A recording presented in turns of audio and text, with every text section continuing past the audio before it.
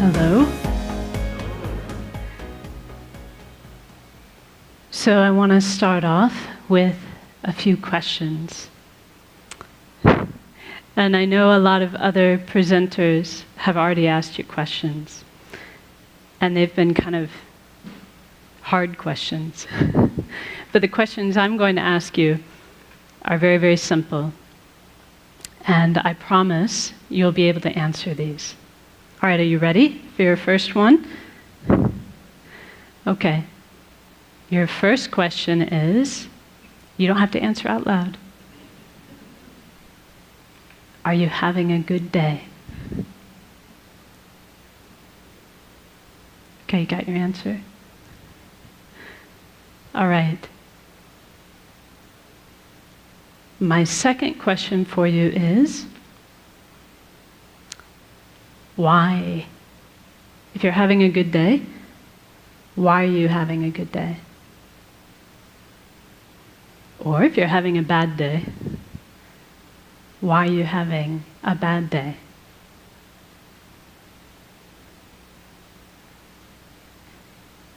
So I have one more question for you. This should be the easiest one of all. My last question is, tomorrow, would you rather have a good day? Or would you rather have a bad day? Do you have your answer for that one? What about the day after tomorrow? What about Sunday? Let's see. Yeah, that's right. Tomorrow's Saturday, Sunday. How about Monday? Would you like to have a good day or a bad day on Monday? Tuesday? Wednesday? Thursday? Friday? This time next week? A good day or a bad day?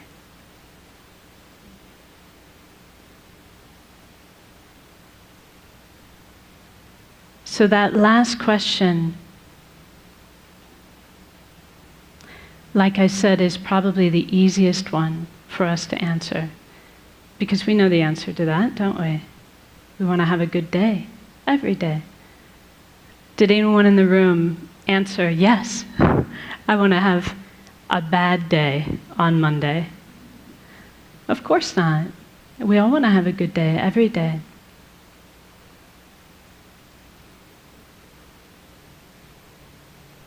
So this is really speaking to the type of happiness that we all wish for in our heart of hearts. We have a good day when we are happy. And we want to be happy every day. There's never a day when we don't want to be happy. But whether or not we have good days or bad days really depends upon how we answered the second question. Do you remember the second question? What was the second question? Why? Why am I having a good day? Why am I having a bad day? So one thing that my teacher says, his name is Kelsang Nyema, and he says that much of the time our mind is like a balloon in the wind, blown here and there by external circumstances. Do you know that feeling? He says when things are going well, when they're going our way, we feel happy. But then if something goes wrong, for example, he says if we're forced to work with a colleague that we dislike, but I'm sure none of you have colleagues you dislike, right?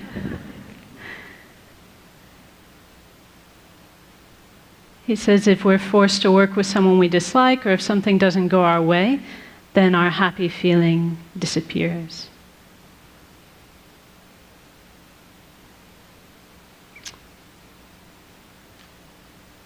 So as long as our answer to the question, why am I having a good day, or why am I having a bad day? Because, this is a question people ask us, like maybe when you get home today, someone will go, well, so how was that TED thing? Did you have a good day? And we'll say, yeah, I did.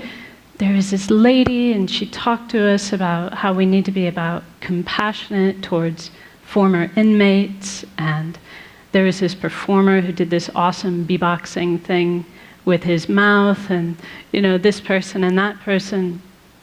As long as our reasons for why we had a good day are a list of external conditions, then we're not going to have the stable happiness that we all want. Does that make sense to you? Because if that's what our happiness depends upon, because we cannot control people and circumstances every single day, then our happiness will be in the hands of others, won't it? It'll be at the whim of our circumstances. So if you really wish to have a good day every day, we've got two things we need to do. So the first thing that we need to do is we need to stop outsourcing our happiness and outsourcing our unhappiness onto people and circumstances. In other words, we need to stop attributing our happiness to what's going on externally. And we need to stop blaming others, especially blaming others, for our unhappiness. So for as long as we do that, as long as we're making it the job of people and circumstances to make us happy, or as long as we're making it their fault when we're unhappy, our happiness will be very unstable and elusive. Our second job is to actively cultivate a source of peace and a source of happiness coming from inside our own mind. So here's something I want you to commit to memory. Are you ready? This is another line from one of my teacher's books where he says, happiness and unhappiness are states of mind, and therefore their real causes cannot be found outside the mind. So if we have a peaceful state of mind, we will be happy regardless of people and circumstances. If our mind is unpeaceful or agitated, then even if we have very good circumstances, we'll find it impossible to be happy.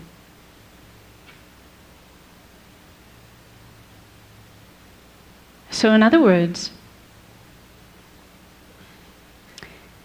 it's not what is happening that is making us happy or unhappy. It is how we are responding to those things that determines whether we are happy or unhappy. It is what our state of mind is like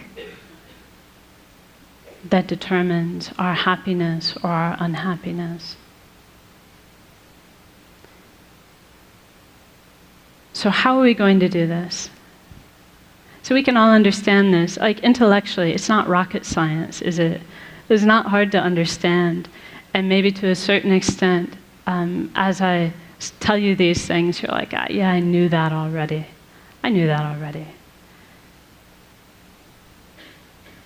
But how do we actually do it? How do we actually cultivate this stable peace of mind that we can rely upon regardless of the external circumstances?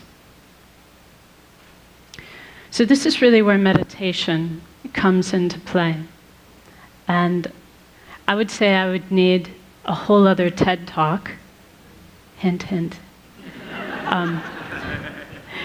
in order to really do the subject of meditation justice. But for our purposes today, we can say that meditation is a mental action. It's the mental action of concentrating on a peaceful, positive state of mind. If we do that, if we concentrate on a peaceful, positive state of mind, then we can say we're meditating.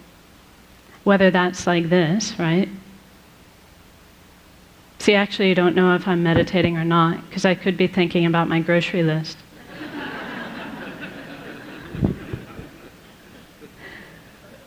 It's only meditation if I'm actually focusing on a positive, peaceful state of mind.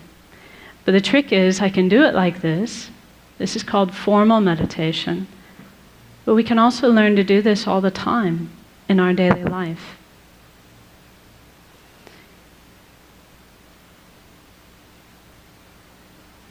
So see, here's a perfect opportunity. We concentrate on a mind of patience. We're not disturbed, not unhappy.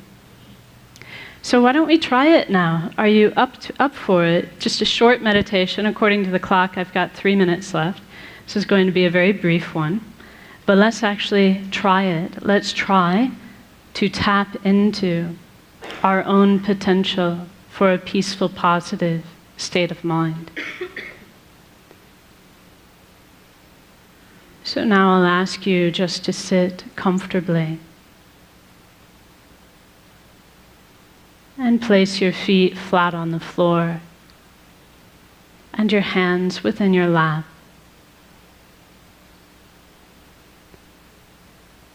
And then you can lightly close your eyes and become aware of the sensation of your breath at the tip of your nose.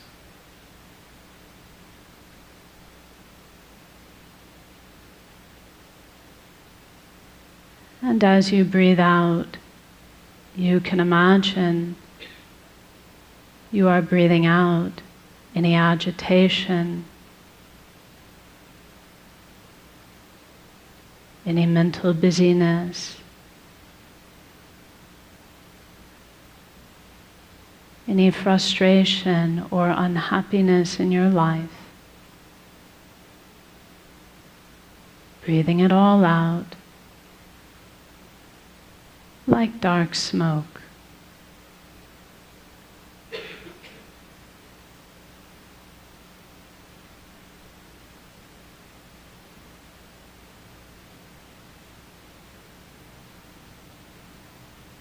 And as you breathe in,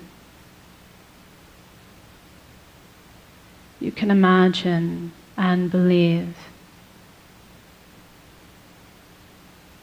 that you are breathing in a clear, bright light,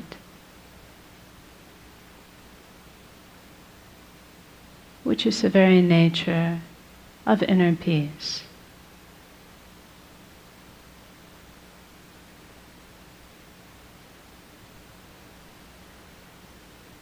And you can imagine that this clear, bright light fills your entire body and mind.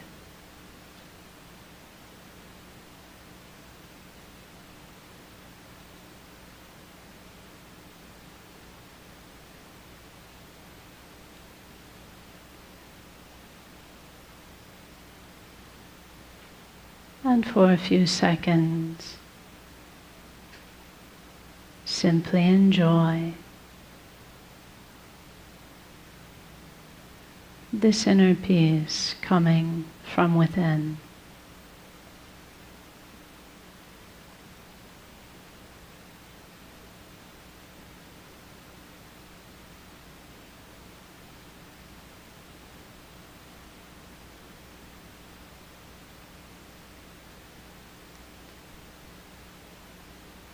And now as we finish, just be determined to bring this inner peace with you into the rest of your day to benefit yourself and others. So now we rise from meditation. Thank you very much.